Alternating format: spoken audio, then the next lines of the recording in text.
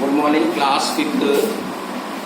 अब आपको आज से हम सेकंड टर्मिनल मतलब द्वितीय चरण आपका या सेकंड सेमेस्टर की पढ़ाई शुरू कर रहे हैं हिंदी सेकंड में, यानी व्याकरण की जो किताब थी उसके अंदर, उसमें पाठ 6। लेकिन आप इस बात को अब ध्यान करके चलें कि स्कूल अपने खुलने में कुछ ही समय है। ये नहीं है कि आप अरे आपके अनिश्चित पता, लेकिन हम आपको बता दे रहे हैं कुछ ही समय है। अगर ये स्कूल खुलता है तो आपकी जो अक्टूबर मासिक परीक्षा टेस्ट, जिसको हम लोग कहते थे अक्टूबर टेस्ट जो होते थे, वो आपके स्कूल में ही होंगे। और बाई चांस नहीं खुलता है तो अक्टूबर में टेस्ट होना जरूरी है, लास्ट अक्टूबर में होंगे, ये मैं आपको अभी बता दूं।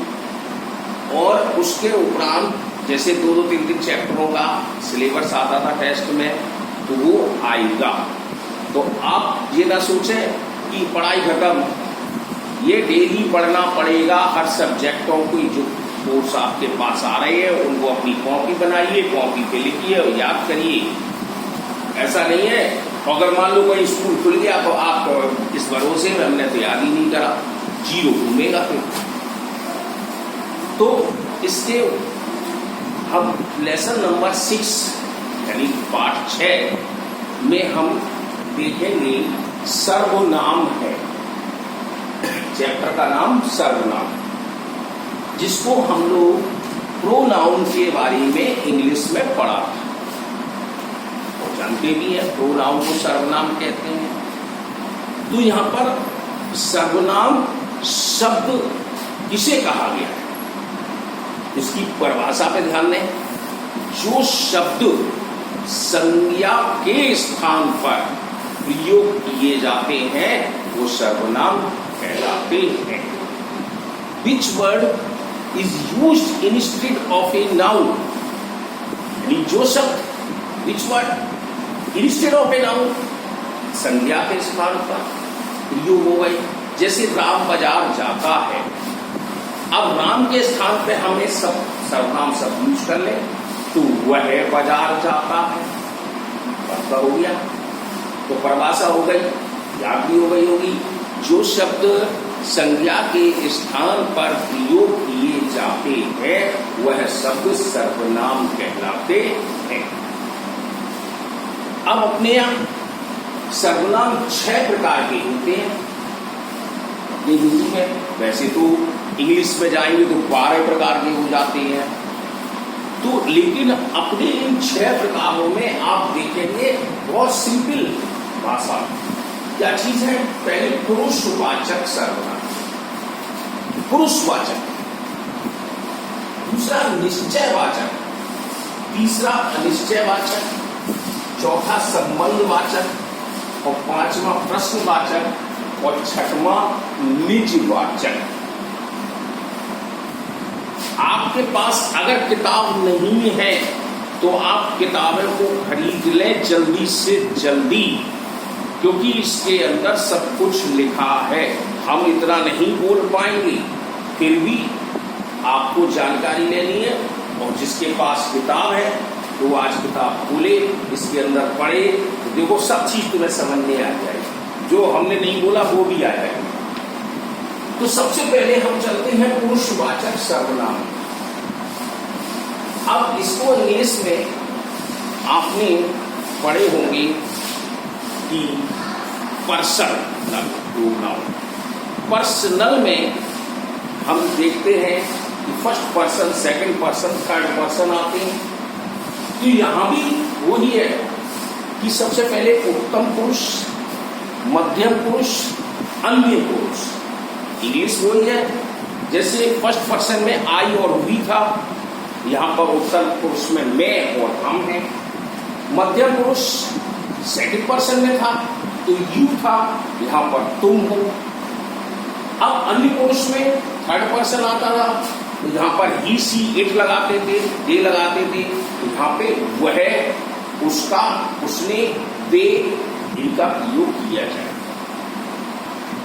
इसके उपरांत इसमें हम डेफिनेशन भी देखते हैं। फर्स्ट पर्सन की डेफिनेशन क्या थी, सेकंड की क्या थी, थर्ड की क्या थी। तो ऐसी हमारे उत्तम पुरुष की पहचान में हम कैसे करते रहे। तो जो शब्द सर्वनाम का प्रयोग केवल बोलने वाला, अब जैसे मैं बोल रहा हूं तो मैं शब्द आ गया, तो बोलने वाला कोई भी दूसरे के लिए कर रहा है। अब जैसे मैं किसके लिए बोल रहा हूं, आपके लिए बोल रहा हूं, तो मीन्स क्वेश्चन यहीं पर है कि जिस सर्वनाम शब्द का प्रयोग बोलने वाला करता है किसी दूसरे के लिए, तो वह उत्तम पुरुष कहलाता है।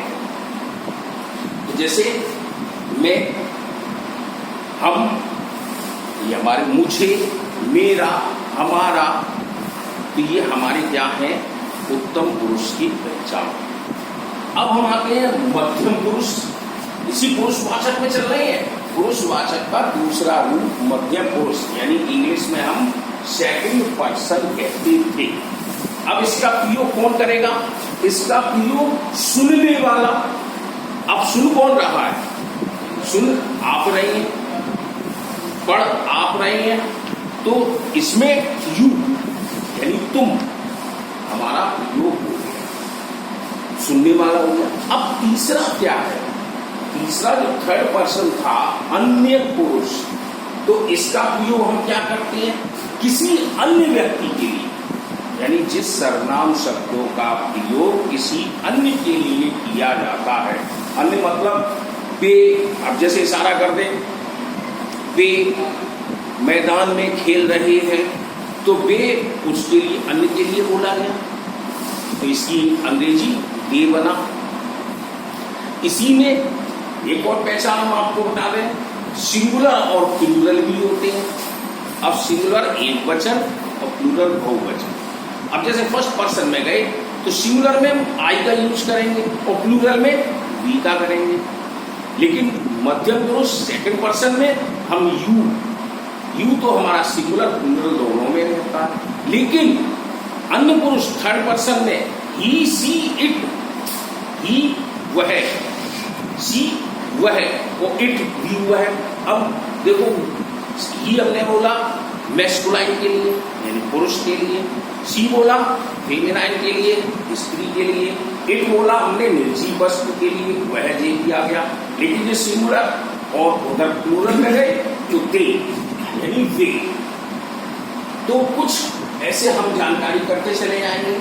तो दूसरा है हमारा निश्चयवाचक, निश्चितता प्रकट हो, यानी जिस सर्वनाम शब्दों से किसी वस्तु, प्राणी, स्थान का हमें निश्चित स्थान का जानकारी मिली, वह हमारा निश्चयवाचक। अब जैसे यह मेरी किताब है, तो इसमें निश्चितता है ये मेरी ही है, तुम्हारी नहीं है। यह मेरा घर है, वह है उसका घर है, तो मीन्स हमें एक निश्चितता प्रकट हुई। तीसरा है अनिश्चयवाचक। अनिश्चय भी यानी कि जिसकी जानकारी नहीं मिलती है। जैसे कि आपके दरवाजे पर कोई बैल किया, नॉक किया दरवाजे को, तो आप अंदर हैं तो आप तुरंत बोलते हैं कौन, कौन शब्द। अब जब कोई भी हो, घर का कोई परिचित हो या नहीं हो, फिर भी शब्द आपका बोलेंगे कौन है। तो कौन है शब्द आपके लिए अनिश्चितता के लिए। तो मीन्स यहाँ पर है जिन सर्वनाम शब्दों में हम किसी प्राणी, वस्तु, स्थान की अनिश्चितता को प्रकट करते हैं, वह हमारे अनिश्चयवाचक कहलाते हैं। जैसे दूध में कुछ पड़ गया, अब कुछ पड़ गया, क्या पड़ गया, मक्खी पड़ गई, मच्छर पड़ गया, तो अनिश्चित हो गई। तो ऐसे शब्दों के बारे में हम, तो तीन हमने आपको प्रोनाउंस समझा दिए, तीन सर्वनाम करा दिए, तीन हम कल कराएंगे। लेकिन आप इन तीनों को घर पर पढ़ेंगे अच्छी तरह से।